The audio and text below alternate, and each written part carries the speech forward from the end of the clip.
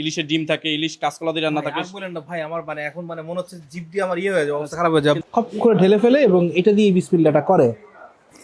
বরিশালের ইলিশ বুঝছেন ভাই, রসগোল্লা যেটা, আহা এই যে তুলতুলা, জাস্ট মুখের মধ্যে গলে গেল জিনিসটা। ঝালকাঠির ভীমরুলির সেই বিখ্যাত ভাসমান পেয়ারা বাজারের কথা মনে আছে তো? বহু ডিঙি নৌকা, খালের পানিতে কচি পেয়ারার সুবাস, আর সঞ্জয় ভাইয়ের বাড়িতে সেই অমায়িক আপ্যায়ন। পানিতে ভেসে থাকা সেই অন্যরকম বাংলাদেশ দেখে আমাদের মনটা জুড়িয়ে গিয়েছিল। মন জুড়ালে কি হবে, ঘরে ফিরতে হবে না এক সময়। ফেরার পথে আমরা এখন বরিশাল শহরে যখন আসছি, কিছু না খেলে কেমনে কি। বরিশাল শহরে ক্যাজুয়াল কিন্তু ফাটাফাটি স্ট্রিট স্টাইল বিফ ভুনার কথা বললেই লোকালরা এক বাক্যে নাম নেয় তেঁতুলতলার টংঘরের। ভাগ্য ভালো শুক্রবার হওয়ায় দোকানটা আজ বেশ নিরিবিলি। চলেন তেঁতুলতলার লাল লাল বিফ ভুনা আর কড়াইয়ের ইলিশ মাছটা চেখে দেখা যাক। আজকে হলো অফ ডে, শুক্রবার। আসলে শুক্র শনিবার 2 দিন আমাদের খাবারের পরিমাণটা কম থাকে, কারণ এদিন অফ ডে থাকে, তো টুরিস্ট আসলে খাবার দাবার বললে পাকাই দেই বা এরকম কিছু একটা। তো আজকে আছে শুধু চিংড়ি ভুনা, দেশি চিংড়ি, ইলিশ আর গরু। কারণ অন্য দিন দেখা যায় রোববার সোমবার এগুলো থাকে আইড় মাছ, দেশি মুরগি, তারপরে হলো যে চিংড়ি মাছ, নদীর পাঙ্গাস, তারপরে কবুতরের মাংস, তারপর গরু, এই ধরনের মাংস সব কিছুই থাকে। দেশি মাছ থাকে, আরো বাইলা মাছ থাকে, ইলিশের ডিম থাকে, ইলিশ কাঁচকলা দিয়ে রান্না থাকে। বলেন না ভাই, আমার মানে এখন মানে মনে হচ্ছে জিভ দিয়ে আমার ইয়ে হয়ে যাবে, অবস্থা খারাপ হয়ে যাবে। কিন্তু আজকে অফ ডে দেখে খাবারের খুবই কারণ আমাদের দোকান তো সকাল 8টা থেকে বিকাল 5টা পর্যন্ত, আমরা শুধু এই অল্প সময় খোলা রাখি, তাই কোনো ফ্রিজিং এর ব্যবস্থা নাই। এই জন্য ডেইলি এই সময়টাই খোলা রাখেন? হ্যাঁ, এইটা প্রতিদিন একেবারে। ইলিশ মাছের দাম এক এক দিন আপনার কাছে এক এক রকম কেন হয়? মনে করেন আজকে 2500 টাকা কেজি কিনছি, তাই 350 টাকা। যদি আমি 2200 টাকা কিনতে পারতাম হয়তো বা 20 টাকা কমতে পারতো। এই জন্য দামে ডিপেন্ড করে। আবার দেখা যায় 1 কেজি মাছ 3300 টাকা কিনলে মাছ 400 টাকা বিক্রি হয়, এই জন্য দাম ডিপেন্ড হয় যদি কেনার উপরে। কারণ আমরা তো ফ্রিজিং করি না, আমাদের খাবার হলো সকাল 8টায় মনে করেন দোকান খুলি, 10টায় বাজারে যায়, দুপুরে বেশি, বিকাল 5টায় ক্লোজ। এই জন্য হয়তো আচ্ছা, মাছ আর রাখেন না? রাখি না, আমাদের কোনো রাখার সিস্টেম নেই। ধরা হয় করতে কি সব মাছ? এসব মাছ তো এই যে নদী থেকে, কেতনখোলা নদী থেকে ধরে, আমরা লোকাল মাছ, কেতনখোলা নদী থেকে লোকাল মাছ কিনি, তারপরে বিক্রি করি। ভাই যেটা নিব ওইটাই 350? যেটা নেই আপনি যে পিস না। আরে ভাই আমি কিছু দেখি না, না দেখি বলতেছি এইটাই দিয়ে নাও।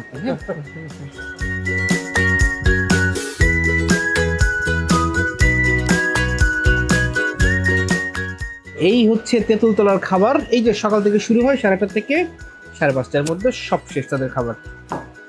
এটা হচ্ছে পাট শাক ডাল, 20 টাকা। খপ করে ঢেলে ফেলে এবং এটা দিয়ে বিসমিল্লাটা করে।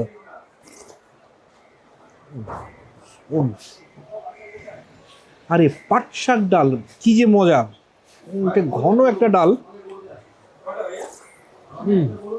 জাস্ট মনে হলো যে এটা দিয়েই খেয়ে ফেলা সম্ভব, এটাতে আমরা আরও খাবো, কিন্তু এটা সম্পূর্ণ ঢেলে ফেলার যে মজাটা তোমরা নষ্ট করতে চাইনি।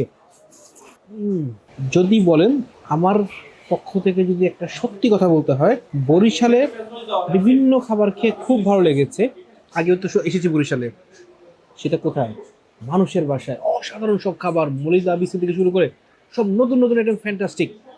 বরিশালের কোনো রেস্টুরেন্টের খাবার এই পর্যন্ত আমার কাছে ফার্স্ট ক্লাস ফাটাফাটি লাগে না। এই প্রথম, এখনো বলার সুযোগ নেই, বাট প্রথমটা মুখে দিলাম, জাস্ট উড়ে গেলাম।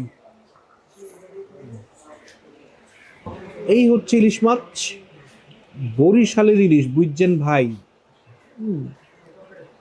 এটার দাম হচ্ছে 350 টাকা। কিচ্ছু করার নাই গোলাম হোসেন, ইলিশ মাছের দাম সব জায়গাতে এমন অস্বাভাবিক বেশি। কাকে রাগ করবো, কাকে বলবো ভাই? সেদিন চিন্তা করছিলাম, আমরা যখন ছোট ছিলাম, মানে আমার বয়স এখন ধরেন 40-এর এদিক সেদিক কিছু একটা, আমার খেয়াল করে বাসার মধ্যে হয় রুই মাছ খাওয়াবে না ইলিশ মাছ খাওয়াবে, এইটাই খুব স্বাভাবিক ব্যাপার। কিছুদিন আগে আমি বাসায় একটা ইলিশ মাছ কিনলাম, এবং আমি এই বয়সে অফিসে কাজ করছি, আর মাঝে মনে হচ্ছে আজকে স্পেশাল দিবস, আজকে ইলিশ মাছ খাবো। ইলিশ মাছ খাওয়ার একটা ব্যাপার, আমি বলতেছি আজকে থেকে 30 বছর আগের ঘটনা বা 25 বছর আগের ঘটনা, যখন ইলিশ মাছ খাওয়ার ব্যাপার ছিল না, একটা স্বাভাবিক একটা মেনু। সো ইলিশ মাছের দাম সব জায়গাতে এরকম কেন বেড়ে গেছে? আমরা সবাইকে অনেক গরিব হয়ে গেছি, নাকি ইলিশ মাছটা দুষ্প্রাপ্য হয়ে গেছে, নাকি বিদেশে অনেক বেশি চলে যায়, আমি জানি না। আরও কোনো কথা বলতে চাই, আপাতত বরিশালের ইলিশ খাচ্ছি 350 টাকায়। এটার যে পেঁয়াজের ঝোলটা না, এটা মশলা দিয়ে এরকম দরকার নাই, শুধু শুধু ইলিশটা। ইলিশ যদি বলেন অসাধারণ কিছু এরা করতে পারে নাই, ইলিশটা ভাজা ভাজা করেছে, তারপরে মশলা দিয়ে পেঁয়াজের একটা ঝোল। এই ইলিশ মাছটা আসলে আপনি ইলিশ মাছ খেতে খুব মন চাইলে তখন আপনি খেতে পারবেন। ইলিশের কিছু একটা আছে, কিন্তু বললাম আমাদের খুব আবেগের একটা মাছ, এক সময় মুখে খুব স্বাদ লাগতো এমন একটা মাছ।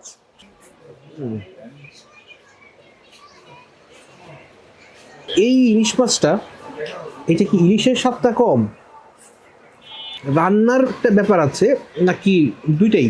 আমাকে যদি বলেন, আমার অভিজ্ঞতা থেকে বলতেছি যে এটা ঝামেলাটা দুইটাই, মানে রান্নাটাও খুব জুতো রয়েছে এমন না, আর ইলিশটাও ফাটাফাটি করে ইলিশ তা না। আচ্ছা না, ইলিশের তেলের ঘ্রাণে মোটামুটি হাত ধুইতে ইচ্ছা করতো না, যেই তেলটা থাকুক, এবং থাকতেও আসলে হাতে, আর আপনি সাবান দিয়ে হাত ধুইলেও হাতে একটা ঘ্রাণ থাকতো ইলিশের। ওই রকম ইলিশ আসলে আমি এখনো খুঁজছি, যদি পাই পয়সা দিয়ে খেতে চাই, ভালো করে খেতে চাই, কিন্তু খাবো। ঢাকা শহরে 1 কেজির উপরে একটা ইলিশের দাম উঠে যাচ্ছে 4,500-5,000 টাকা। মানে কি 4,500-5,000 টাকা দামে ইলিশ মাছ খাবো, যে ইলিশটা 4 থেকে 5 জন একটা ফ্যামিলিতে নিলে এক বেলার খাওয়া। ইলিশের দাম নিয়ে অনেক কথা হয়ে যাচ্ছে, আমরা আস্তে আস্তে আরও খাবার দিকে যাচ্ছি। চিন্তা করার অবস্থা। এখন ইলিশ মাছ দেখলে ইলিশ নিয়ে কত কথা মাথায় আসে। ইলিশ হচ্ছে এমনই দুষ্প্রাপ্য বা দামি একটা মাছ। এটা হচ্ছে চিংড়ি মাছ, 180 টাকা। ঝালকাঠিতে খেলাম যে বৌদির হোটেলে, খেয়ে কিন্তু ভালো লেগেছিল। দেখি তো এইটার কি অবস্থা, এটাও কিরকম ঝাল। অনেক ভালো ভালো সুযোগ নেই, কিন্তু ভালো। বরিশালের রান্নার মধ্যে একটা ঝাল ঝাল ব্যাপার আছে।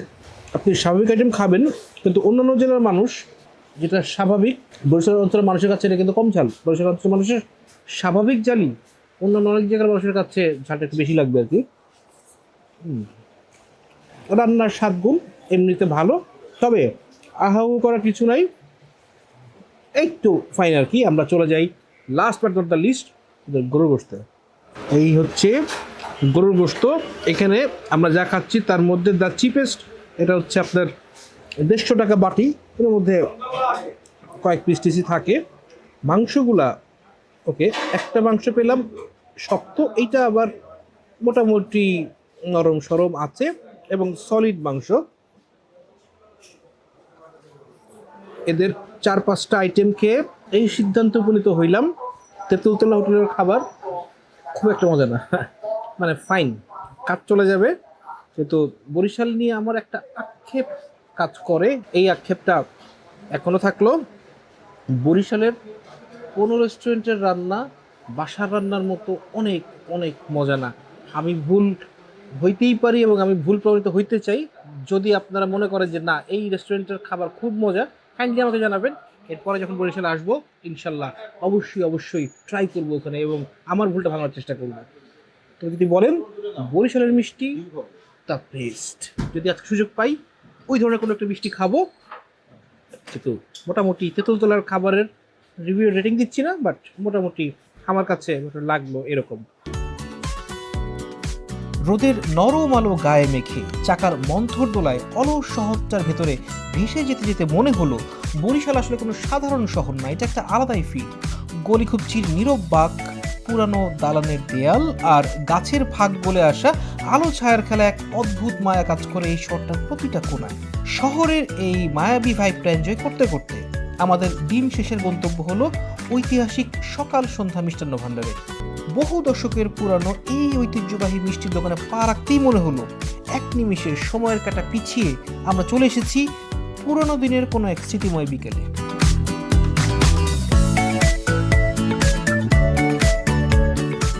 চোখের সামনে মনে হচ্ছে মিষ্টির বুফে, সব মিষ্টি নিয়ে বসে আছি সকাল সন্ধ্যা।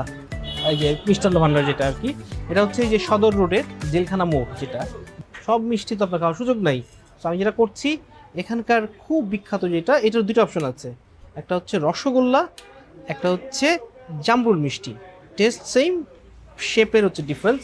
সো আমি এই যে রসগোল্লা যেটা, আহা, ধরতেই যে তুলতুল। আমি কিন্তু বরিশালের মিষ্টির বড় সড়ো ফ্যান, আর এই সেই মিষ্টি